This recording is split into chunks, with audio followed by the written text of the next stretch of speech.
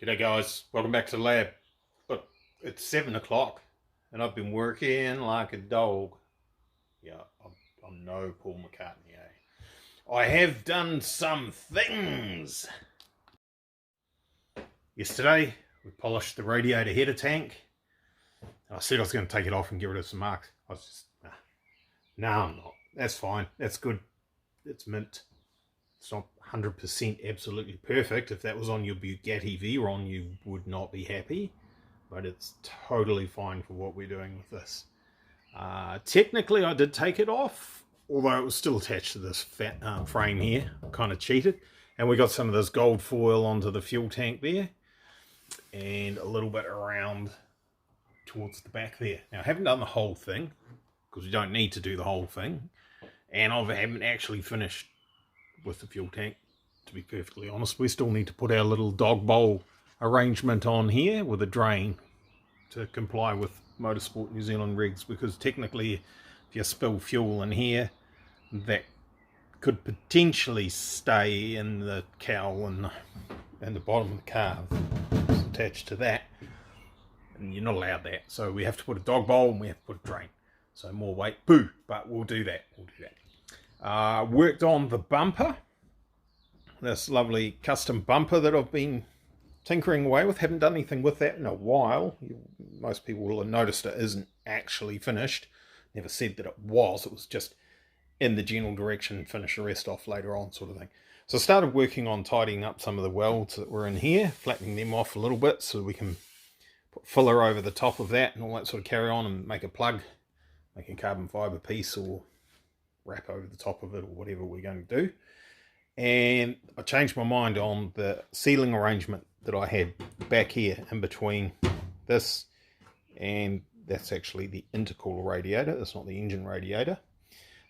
So then I ended up having to cut the back off and extend it and put an angle on there so that we run a thinner piece of foam in between here and here, because it's just going to look nicer. That's basically all there is to it. I did leave a thicker gap there in case the front had a little bit of a nudge. There'd be more squish before it would try and damage the radiator and stuff. But let's be honest, if it's having a nudge and it's going to push this back, then it's the least of my worries. It's probably going to be a bigger one than what a little piece of foam is going to make any difference with.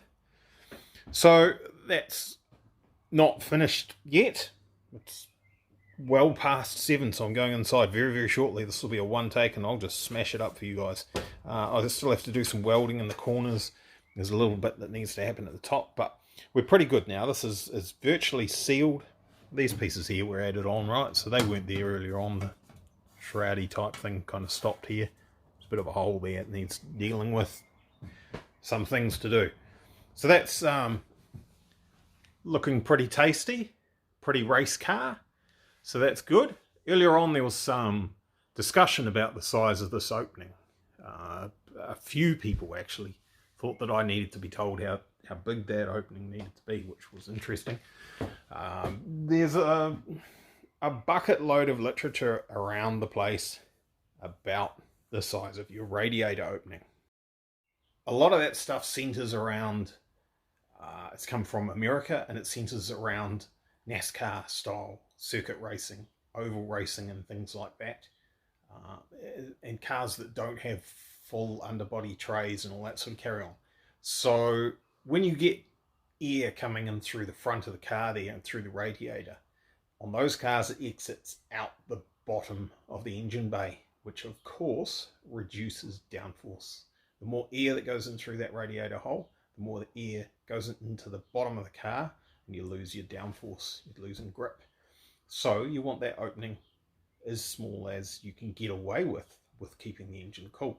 So there's a whole heap of formulas and theories, calculations, rough calculations and stuff kicking around about the size of the hole for the radiator in your car.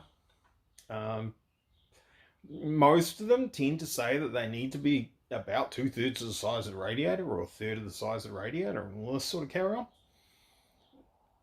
If you think about it carefully, there's just so much more to it than that. The size of the radiator might be absolutely marginal for the engine that you've got in your car and it might only just be keeping up, and you might need all the air you can possibly get through that radiator. Therefore, you might need a bigger hole. Pretty simple, isn't it? We can understand that, surely. And of course, with this being a water to air intercooler system and a large water to air radiator on the front to cool the water that goes back to the intercooler in the back of the car, we want that as cold as we can possibly get it. All that air we can get. All of it, please, because more air is more cooling. Full stop. That's just science. That's not internet argument. That's just science. It's just how it works, right? You can't deny that more pounds per second, kgs per second if we want to go metric. It's, in fact, it's probably it's actually a bit more complicated than that. It's cubic meters per second at a given pressure, etc. And actually even humidity comes into it, and all sorts of. Don't try and talk it up and make out that you know more, because it just gets way wound up, way serious. But basically, more air going through the radiator is more cooling. Period. That's it. That's how it works. So, with this car, we started with an original factory Nissan March bumper on there, and that wasn't enough air. What a surprise. They're 120 something horsepower, I think, from the factory, the Nissan K12 March, and we've got whatever we had to start with. It was 400 and something. I think it was 400 kilowatts bang on the nose to start with at the hubs, and then we bumped it up later on. But it wasn't really cooling it well enough at 400 kilowatts, which is, whatever you want to do the maths, is it 560 horsepower at the hubs or something like that? So we made the hole bigger, and I made the hole bigger and bigger and bigger, and we mucked around and we changed the radiator for a bigger radiator. This actually had a Nissan Maxima radiator in it originally, a factory Nissan Maxima radiator. Nearly kept up, but not quite. So same with the intercool system. It started off something smaller, bigger and bigger and bigger until it worked properly. And basically that's what happened with the hole in the front of the bumper. Started off smaller, it got bigger, it got bigger. I chopped out the splitter extension chin spoiler thingy that I had on there. Made that bigger, changed the shape of it, changed the shape, got enough air in there, but it looked like rubbish. So that is why everything got the choppy, and we've got that hole there like that now, simply because it looks good.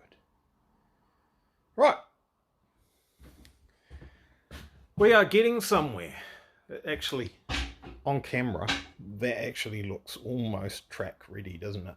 That little bit there. It's not far away. If you said to me, hey, there's a test session, apart from what's going on at the back of the car, right, and there's actually no drive shaft or gear shift, or there's a few other bits, right, but if we focus of everything forward of the firewall here, and you said there was a test session at Hampton Downs tomorrow morning, can you make it? I would be able to have this car ready for that. We just need to put attaching some riv nuts, some screws along the bottom of the bumper there, a couple of attaching points here, and a toe. We need to put a toe thingy back on it, and that stuff all there would all be ready to go. It would need some oil in the diff and some fuel in the tank and some liquid in the radiators and stuff, but mechanically pretty good, close to being a race car.